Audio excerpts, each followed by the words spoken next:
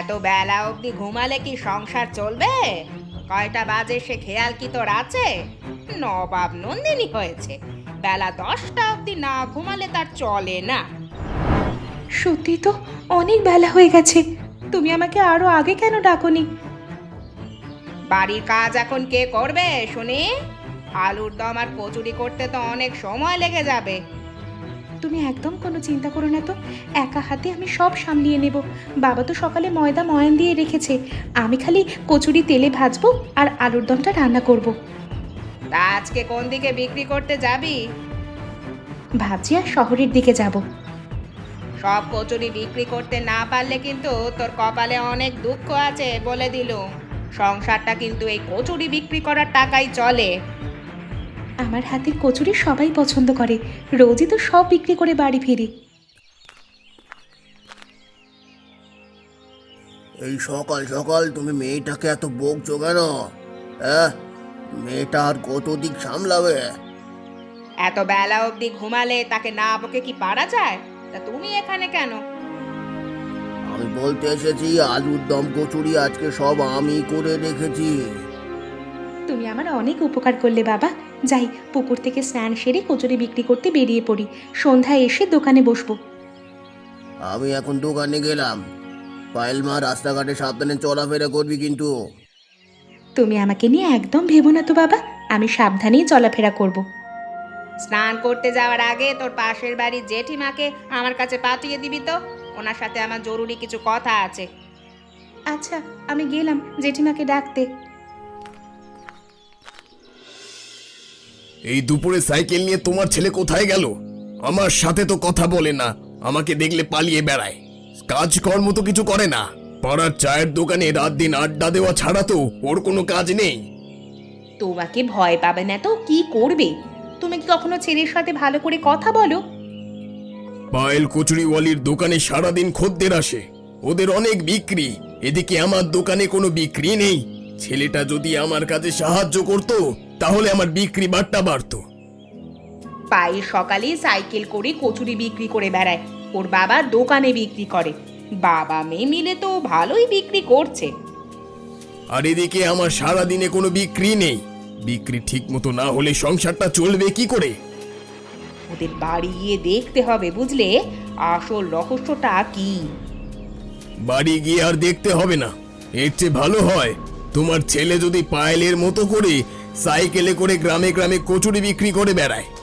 বেচা কেনা ঠিক মতো না হলে কদিন পর পথে বসতে হবে। আমি ছেলেকে বলবো, তুমি এখন একটু মাথা ঠান্ডা করো। সংসার তো তোমাদের চালাতে হয় না? সংসার চালাতে হলে ঠিকই বুঝতে পারতে আমি মাথা কেন গরম করি। বেচা কেনা না হলে আমরা কি করব? কিছু হলেই আমার ছেলের দোষ। ছেলের ওপর দোষ দেব না তো কি করব? ওর বয়সে ছেলেরা দেখো গিয়ে রোজগার করে বাবা মায়ের দায়িত্ব নিচ্ছে, আর ও আড্ডা দিয়ে বেড়ায়। সে যাগ্গে, তুমি আমার ভাত দাও, আমার খুব খিদে লেগেছে। আচ্ছা দিচ্ছি। কচুরি নেবেন? কচুরি, গরম গরম কচুরি, একবার খেলে বারবার খেতে ইচ্ছে করবে। পায়েল দিদি ভাই যে, আমাকে 4খানা কচুরি দিয়ে যা। ও দিদিমা, তুমি রোজ রোজ আমার কাছ থেকে কচুরি কিনে খাও, তোমার পেটে সমস্যা হয় না? কি আর হবে দিদি ভাই, তোর কাছ থেকে কচুরি কিনে না খেলে যে আমার মনটা ভরে না। এই বয়সে তেলে ভাজা খাবার খাওয়া কিন্তু একদম উচিত না। আমরা আগেকার মানুষ, আমাদের কোনো সমস্যা হয় না, যত সমস্যা আজকালকার মানুষদের। আজকে কচুরির সাথে ছোলার ডাল আছে, তোমাকে ডালের জন্য কোনো পয়সা দিতে হবে না, তুমি শুধু 4খানা কচুরির দাম দাও শুধু। তাই করলে কি হয়? ব্যবসা করতে গেলে এত উদারতা দেখালে চলে না। যত উদার হবি ততই তোর ব্যবসায় লোকসান হবে। দিদিমা, উদারতা দেখালে যে বিক্রি বেশি হয়। এই নাও তোমার কচুরি আর ডাল। গরম গরম কচুরি কে নেবেন? একবার খেলে বারবার খেতে ইচ্ছে করবে। কচুরি কিনবো বলেছি, সকাল থেকে অপেক্ষা করছি। তোর হাতের কচুরি না হলে যে আমাদের সকালের খাওয়া হয় না। রহমান চাচা, আমি তো জানি, এই জন্য তোমাদের এই দিকে আমি রোজ আসি।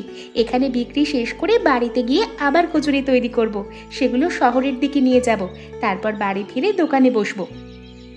তুই কি জাদু জানিস? একা হাতে এত কাজ করিস কি করে? হ্যাঁ, একটু নিজের কথাও ভাবতে হয়। দিনরাত পরিশ্রম করলে তো তোর শরীর খারাপ করে যাবে। কাজ করতে না পারলে বরং আমার শরীর খারাপ করবে চাচা।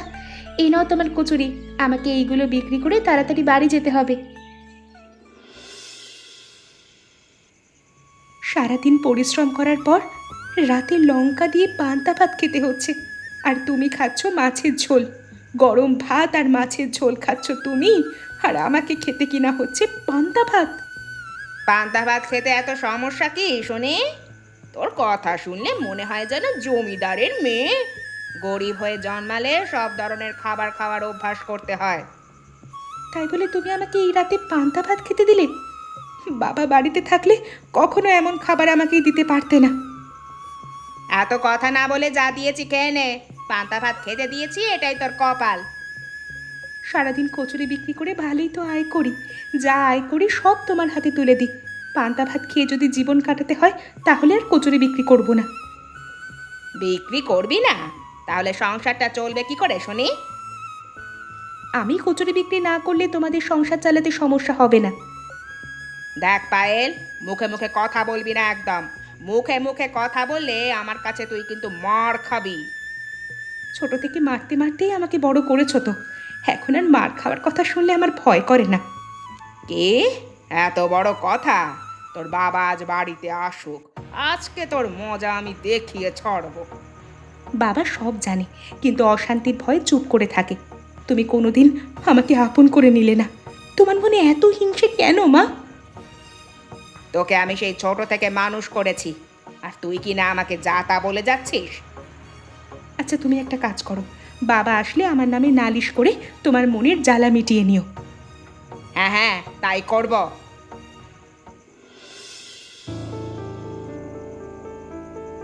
কিছু একটা করতে হবে বুঝলে, তা না হলে আমাদের ব্যবসা চলবে না। যত দিন যাচ্ছে ততই বিক্রি কমে যাচ্ছে। ওরা কচুরির সাথে কি দেয়? আলুর দম নাকি ডাল? কোন কোন দিন আলুর দম দেয়, আবার কোন কোন দিন ডালও দেয়। ওদের খাবারে এমন কিছু মেশাতে হবে যাতে সবাই বলে পায়েল দোকানে পচা খাবার বিক্রি করে। তুমি একদম ঠিক বলেছো। একবার বদনাম হয়ে গেলে আর কোনোদিন ওরা কচুরি বিক্রি করতে পারবে না। ডাল আলুতে পচা দই মিশিয়ে দিবে, দেখবে কেউ আর খেতে পারবে না। সেটাই তো করতে হবে। সন্ধ্যার সময় পায়েল একা দোকানে থাকে, তখন পচা দই মেশাতে আমার খুব সুবিধা হবে। তবে ওই সময় আবার লোকজনের ভিড়ও থাকে। লোকজনের ভিড় বুঝে তুমি কাজটা করবা, কেউ ধরতে পারবে না। খুব দ্রুত তোমার বুদ্ধিটা কাজে লাগাতে হবে। সে যাকগে, তোমার ছেলে কি বাড়িতে আছে নাকি রাতেও বাড়ি ফিরবে না? আমি বলছি এক কথা, তুমি তার মধ্যে আবার ছেলেকে টানছো। এবার থেকে ছেলে যেন আমার সাথে দোকান যায়। পায়েলদের বেচা কেনা বন্ধ হয়ে গেলে তখন আমাদের দোকানে ভিড় বাড়বে। আমি একা হাতে সব সামলাতে পারবো না। ছেলে তো একদম দোকানে বসতেই চায় না, বলে আমি এসব কচুরি বিক্রি করতে পারবো না। কচুরি বিক্রি করতে নাকি তার লজ্জা লাগে। তোমার ছেলের হাব ভাব তো একেবারে জমিদারের মতো। এত ভাব দেখালে কি পয়সা রোজগার করা যায়? ও তুমি চিন্তা করো না, আমি ওকে বুঝিয়ে বলবো। বিজয়, তুই একা একা চায়ের দোকানে এখন কি করছিস? দুপুরবেলা কেউ চায়ের দোকানে থাকে নাকি? বাড়িতে থাকতে আমার একদম মন চায় না। আমাকে দেখলেই বাবা মা জ্ঞান দিতে আসে। এত জ্ঞান নিয়ে আমি কি করব বলতো? বাবা মা ভালোর জন্যই বলে রে। দেখ, তোর বাবা মা আর আমার বাবা মা এক নয়। আমার বাবা মা সারা দিন শুধু ঝগড়া করে, এদিকে আমাকে বলে কচুরি বিক্রি করতে। আমার তো এইসব একদম ভালো লাগে না। এই জন্যই তোর মন সব সময় খারাপ থাকে। তোকে যখন দেখি তখনই মন মরা হয়ে বসে থাকিস। এত মন মরা হয়ে থাকলে তো তুই অসুস্থ হয়ে পড়বি। আমার মতো যদি তোর অবস্থা হতো তাহলে বুঝতিস। তোর মন আমি এক্ষুনি ভালো করে দিচ্ছি। না রে, আমার একদম কিছু ভালো লাগছে না। আগে শুনবি তো আমার কথা। বল। গতকাল সন্ধ্যার সময় খুব আইসক্রিম খেতে মন চাইছিল, তারপর আইসক্রিম খেতে চলে গেলাম আইসক্রিমের দোকানে। তোর কথা শুনে তো আমার মন আরো খারাপ হয়ে যাচ্ছে রে। পুরোটাকে শোন। আচ্ছা বল। আমি আইসক্রিমটা হাতে নিলাম, ঠিক সেই মুহূর্তে একজন সুন্দরী মেয়ে আসলো। মেয়েটা দোকানদারকে বলল, কাকু আপনার একজন ছেলে আছে না? দোকানদার বলল, হ্যাঁ আছে। তখন মেয়েটি বলল, আপনার ছেলের সাথে কি আমার বিয়ে দেবেন? দোকানদার বলল, নিশ্চয়ই দেব। তখন মেয়েটি বলল, তাহলে আপনার হবু বৌমাকে একটা বিনামূল্যে আইসক্রিম খেতে দিন। একটা আইসক্রিম খাওয়ার জন্য মেয়েটা কত নাটক করলো। তোর মন ভালো হয়েছে কিনা বলতো? হয়েছে, এজন্য তোকে ধন্যবাদ। কাকা কিছু বলবেন? আপনি রোজ সন্ধ্যার সময় আসেন, তারপর কিছুক্ষণ থেকে চলে যান। আপনি বসেন, আমার এই পায়েল কচুরিওয়ালার দোকান থেকে কচুরি খেয়ে যান। আমাদের দোকানে বেচা কিনা নাই তো, তাই তোর দোকানে আসলাম। আমাকে একটু শিখিয়ে দিস তো কিভাবে খদ্দের বাড়ানো যায়। ভালো খাবার বিক্রি করবার সাথে সাথে ভালো ব্যবহারও লাগে, তাহলে খদ্দের পাওয়া যায়। হ্যাঁ, আমি কি খারাপ ব্যবহার করি নাকি? তা করো না, কিন্তু পায়েলের মতো মিষ্টি ব্যবহার তো এই অঞ্চলের কেউ করে না। পায়েলের হাতের কচুরির স্বাদ কিন্তু অসাধারণ, আর সাথে আলুর দমটা আরো অসাধারণ। এ পায়েল, আমাকে আর কখনো কচুরি দিয়ে দেখি। আচ্ছা দিচ্ছি। আহা, কি স্বাদ, যেন অমৃত খাচ্ছি। পায়েলের হাতের কচুরি রোজ খেতে না পারলে যেন মনটাই ভালো থাকে না। হ্যাঁ, এ কি, এই আলু পচা কেন? পায়েল, তুই কি পচা আলু রান্না করেছিস? আমি কখনো পচা আলু রান্না করি না কাকা। আমি কখনো পচা আলু রান্না করি না কাকা। আপনাদের সামনেই তো আমি রান্না করলাম। কিরে পায়েল, তুই কি 2 নাম্বারই করা শুরু করে দিলি নাকি? এইসব আপনারা কি বলছেন? আমি কখনো অন্যায় কাজ করি না। তোকে আমরা বিশ্বাস করতাম রে, আর কখনো তোর দোকানে আমরা আসবো না। সব এখন চলো চলো, এখানে আর কোনোদিন আসবো না, চলো। যাক, অবশেষে কাজ হলো। বেয়াদব মেয়ে, তুই আজকে এই বাড়ি থেকে বের হয়ে যা। তোকে যেন চোখের সামনে আর না দেখি আমি। তুই যদি এই বাড়ি থেকে নিজে নিজে বেরিয়ে না যাস, আমি তবে তোকে ঘাড় ধাক্কা দিয়ে বার করে দিব। তুমি এইভাবে মেয়েটাকে বকছো কেন বলো তো? মানুষের ভুল তো হতেই পারে। কিসের ভুল? হ্যাঁ, কিসের ভুল? ইচ্ছে করে পচা আলুর দম বিক্রি করেছে যাতে দোকানটা বন্ধ হয়ে যায়। এখন আমাদের কি হবে বুঝতে পারছো? বাবা, বাবা বিশ্বাস করো, আমি পচা খাবার বিক্রি করিনি। কচুরি আলুর দম সবাই খাচ্ছিল। হঠাৎ করে কি এমন যে হলো? নিজের দোষ থাকার চেষ্টা করছিস তুই। আজকের মধ্যেই তুই বাড়ি থেকে চলে যাবি। বাড়ি থেকে চলে যাবি মানে? এটা আমার বাড়ি, আমার মেয়ে এই বাড়ি থেকে কোথাও যাবে না। আমি জীবনে কোনোদিন পাপ কাজ করিনি, ভবিষ্যতেও করব না। তোকে না আমি একদম সহ্য করতে পারছি না। তোকে দেখলেই আমার শরীরে আগুন ধরে যাচ্ছে। তুমি তো আমাকে কোনোদিনই সহ্য করতে পারো না মা। তুমি আমার মেয়ের সাথে আর কোনোদিন বাজে ব্যবহার করবে না, তোমাকে আমি সাবধান করে দিচ্ছি কিন্তু। কি বললে তুমি? তোমার এই বেয়াদব মেয়ের জন্য আমাকে অপমান করলে? আমার জন্য তোমাদের মধ্যে যেন আর কোনোদিন ঝামেলা না হয়, আমি সেই কাজই করব। তুই কি করবি? বাড়ি ছেড়ে চলে যাব। হ্যাঁ, তুই কোথাও যাবি না, এই বাড়ি আমার।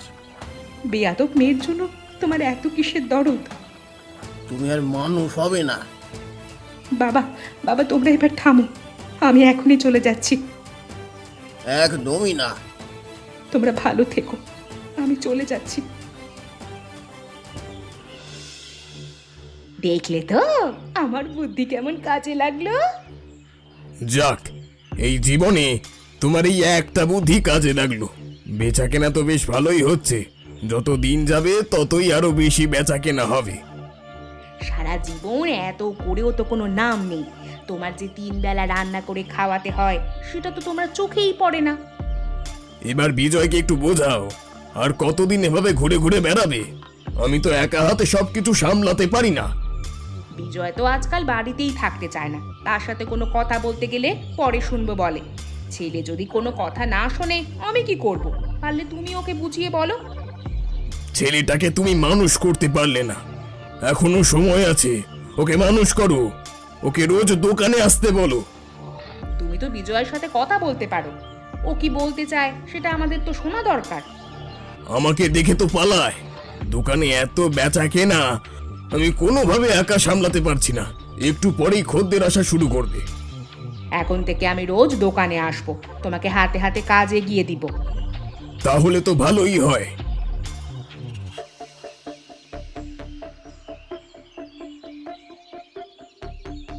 অলোকবাবু কি খবর? কচুরি কি ভাজা হয়েছে? হ্যাঁ হ্যাঁ হয়েছে, আপনি বসেন, আমি কচুরি দিচ্ছি। কচুরির সাথে আলুর দম দাও। পায়েল খুব ভালো আলুর দম করতো, হঠাৎ করে মেয়েটা কেন যে পচা আলুর দম দিতে গেল কে জানে। আরে কম দামে পচা আলু রান্না করেছিল, বেশি লাভের আশা করলে তার অবস্থা এমনই হয়। এখন থেকে এখানে গরম গরম কচুরি আর টাটকা আলুর দম পাবেন। এই নিন। ভালো হয়েছে, কিন্তু পায়েলের মতো হয়নি। মেয়েটা যেন বিদে হয়েও হচ্ছে না, ওর নাম সবার যেন মুখে মুখে ঘুরছে। দিদি ভাই, তোর হাতের কচুরি অনেক দিন হলো খাইনি। আমার বাড়িতে তো একদিন কচুরি ভাজতে পারিস? তোমার বাড়িতে আর কতদিন থাকবো? আমার তো এবার নিজের কিছু করতে হবে। তুই এখন থেকে আমার এখানে থাকবি। আমার এত বড় বাড়ি, থাকার মধ্যে আছে একজন নাতি। নাতিটা তো সেই রাতে বাড়িতে আসে। তুই এখন থেকে এই বাড়িতে থাকিস। তুই থাকলে আমার বড় ভালো লাগবে। তাই বলে কি সারা জীবন তোমার বাড়িতে থাকা যায় নাকি? তোমার বাড়িতে আমার একটা কাজ দাও। তুই আমার একমাত্র নাতি অমিতকে বিয়ে করবি? অমিত কলেজের প্রফেসর। অমিতকে বিয়ে করলে অনেক সুখে থাকবি। দিদিমা, তুমি এসব কি বলছো? আমি একজন কচুরিওয়ালি। মাধ্যমিক পাশ করার পর আর আমার লেখাপড়া করা হয়নি। আমার সাথে তোমার নাতির বিয়ের কথা তুমি ভাবতে পারো না। আমার নাতির সাথে বিয়ে নিয়ে কথা বলেছি। নাতিকে তোর কথা বলেছি। নাতি আমার ওপর সব ছেড়ে দিয়েছে। আমি যার সাথে বিয়ে দিব তাকেই ও ছেলে বিয়ে করবে। কিন্তু আমার তো খুব খারাপ লাগছে। আমার সাথে বিয়ে হলে তোমার নাতির জীবন আবার নষ্ট হবে না তো? তোর সাথে বিয়ে করলে বরং আমার নাতি ভালো থাকবে। তুই আর না করিস না মা। ঠিক আছে দিদিমা, তুমি যা ভালো মনে করো তাই হবে। যাক, আমি এবার শান্তি পেলাম। বাড়িটা এতদিন ঝিমিয়েছিল। তুই যেদিন থেকে এই বাড়িতে এসেছিস মনে হচ্ছে বাড়িটাতে যেন প্রাণ ফিরে পেয়েছে। দিদিমা, তুমি আমাকে এত ভালোবাসো? তোর মতো মেয়েকে ভালো না বেসে যে পারা যায় না। মেয়েটা যে কোথায় গেল? কত জায়গায় খুঁজলাম কিন্তু কোথাও পেলাম না। রাত দিন মেয়েটা আমাদের জন্য পরিশ্রম করতো, আর তুমি কিনা মেয়েটাকে বাড়ি থেকে তাড়িয়ে দিলে। উপরওয়ালা তোমাকে কোনোদিন ক্ষমা করবে না। রাত দিন মেয়ে মেয়ে আর মেয়ে, আমার আর ভালো লাগে না। আমার সামনে মেয়েকে নিয়ে এত আদিক্ষেতা করবা না তো। আমাদের সংসারে কোনো অভাব ছিল না। মেয়েটা চলে যাওয়ার পর আমাদের দুবেলা খাবারও জুটছে না। মেয়েটা যেন এ বাড়ির লক্ষ্মী ছিল। আমি না হয় রাগ করে বাড়ি থেকে চলে যেতে বলেছিলাম, তাই বলে বাড়ি থেকে চলে যেতে হবে নাকি? তোমার মেয়ের অনেক জেদ। দিনের পর দিন তুমি ওকে অত্যাচার করেছো। সংসারে অশান্তির ভয়ে আমি সব সময় চুপ থেকেছি। তুমি ওকে ঠিক মতো খেতেও দিতে না। দেখো, তুমি কিন্তু এবার বেশি বলে ফেলছো। নিজের মেয়ের দোষ তোমার চোখে কোনোদিনই পড়েনি। আমার মেয়ে তো কোনোদিন দোষ করতো না। সত্যি বলতে সৎ মা কোনোদিন আপন হয় না। এই আমার জীবনে সবচেয়ে বড় ভুল ছিল তোমাকে বিয়ে করা। তোমার মতো মহিলা যেন কারুর কপালে না জোটে। তুমি কিন্তু আমাকে অপমান করছো। এসব অপমান বাদ দিয়ে যাও, বাজারে যাও। বাজার না করলে আজকে খাওয়া জুটবে না। ঘরে চাল ডাল কিছুই নেই। এইভাবে চলতে থাকলে তো আমাদের না খেয়ে মরতে হবে। বাজার করতে হলে তো টাকা লাগে। আমার হাতে এই মুহূর্তে কোনো টাকাই নেই। ঘরে যা আছে তাই দিয়ে আছে চালিয়ে দাও দেখি। আজকের এই পরিণতির জন্য তুমি দায়ী। তুমি যাই দেখি কোথাও কোনো কাজ পাওয়া যায় কিনা। আমিও না হয় লোকের বাড়িতে বাড়িতে কাজ করব। দেখো, কেউ যদি কাজ দেয় তাহলে ভালো। আমি এখন গেলাম।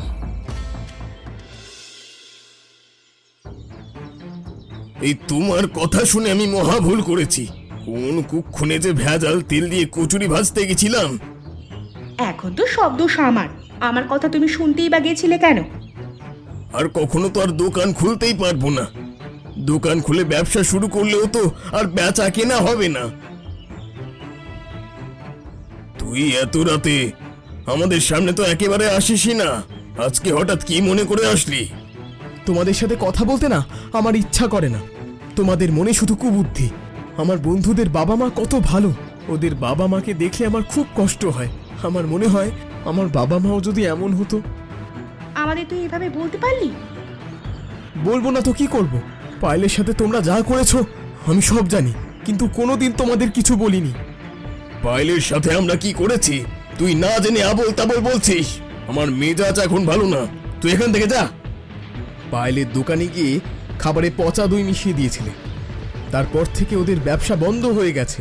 এরপর অতি লোভে পড়ে ভেজাল তেল দিয়ে কচুরি ভাজতে গিয়ে খদ্দেরের কাছে ধরা পড়েছো।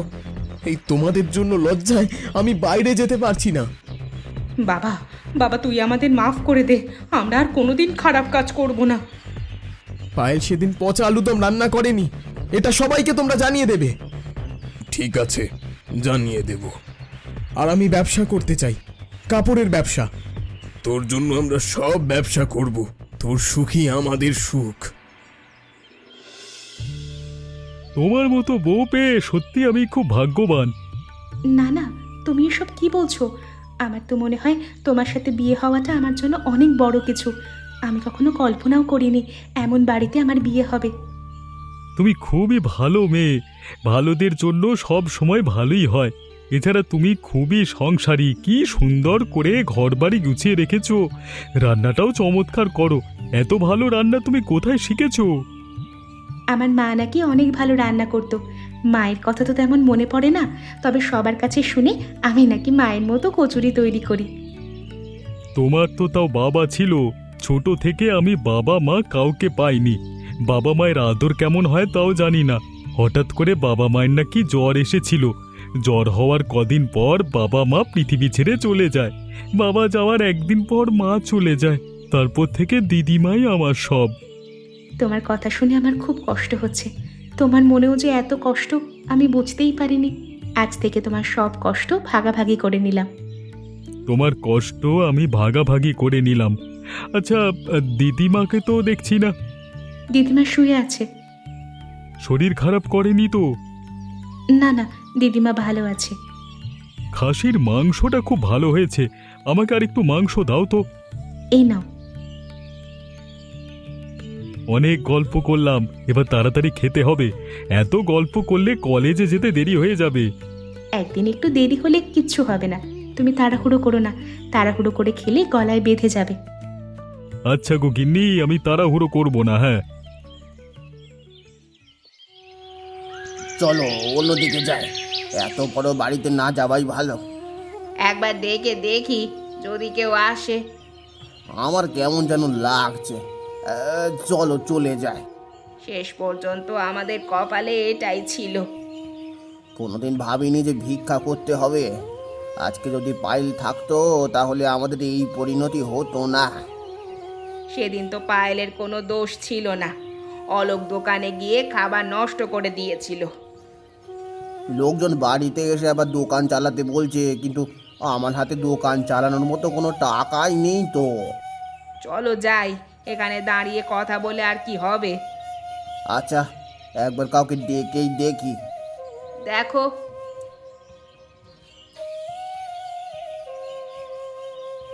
বাড়িতে কেউ আছেন?